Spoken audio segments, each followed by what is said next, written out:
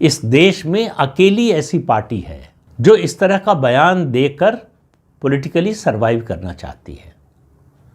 देश में अलग अलग राज्यों में जो मंदिर हैं उनमें सबसे ज़्यादा मंदिर तमिलनाडु में है। तमिलनाडु में हिंदू साम्राज्य का लंबा इतिहास है। आज भी तमिलनाडु की आबादी जो है वो अधिकांश हिंदू ही हैं। वहाँ क्रिश्चियन और मुसलमानों की संख्या बहुत कम है। फिर भी हिंदू विरोध पहले डीएमके के पूर्ववर्ती नेताओं ने शुरू किया। एथिस्ट बनने का जो है नाटक किया कि हम धर्म के विरोध में हैं। फिर धीरे धीरे हिंदू धर्म के विरोध में हो गए। क्रिश्चियनिटी और इस्लाम को गले लगा लिया। अब ये लड़ाई एक तरह से सांस्कृतिक लड़ाई बन गई है। जो लड़ाई पश्चिम बंगाल में लड़ी जा रही है वही तमिलनाडु में लड़ी जा रही है। दोनों का स्वरूप अलग अलग है। तो भारतीय जनता पार्टी विजय की पार्टी टीवीके से अपने गठबंधन का रास्ता खुला रखना चाहती है। दूसरा, जब अमित शाह रविवार को गए तो वो ईपीएस से नहीं मिले, यानी ई पलनीस्वामी जो सर्वे सर्वा हैं अन्ना द्रमुक के, उनसे नहीं मिले। ये अपने आप में एक तरह की अनहोनी घटना है, लेकिन ये एक संदेश देने के लिए था। ई पलनीस्वामी के रवैये से भाजपा नाराज़ है। क्यों नाराज़ है?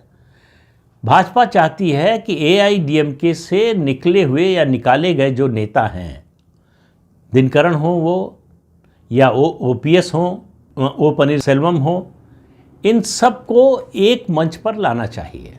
भाजपा यहाँ तक एआईडीएमके को ऑफर दे रही है कि आप इनको सीट मत दीजिए, हम अपने कोटे की सीट में से इनको सीट देंगे, लेकिन डीएमके विरोधी सारी ताकतें एक मंच पर हों।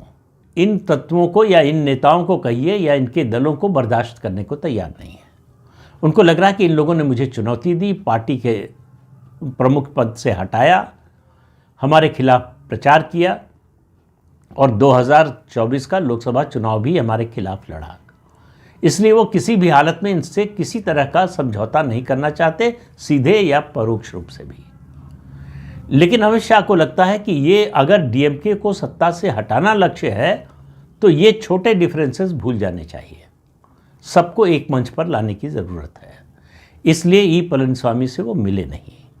ये उनको एक संदेश था कि अपना रवैया सुधार लीजिए।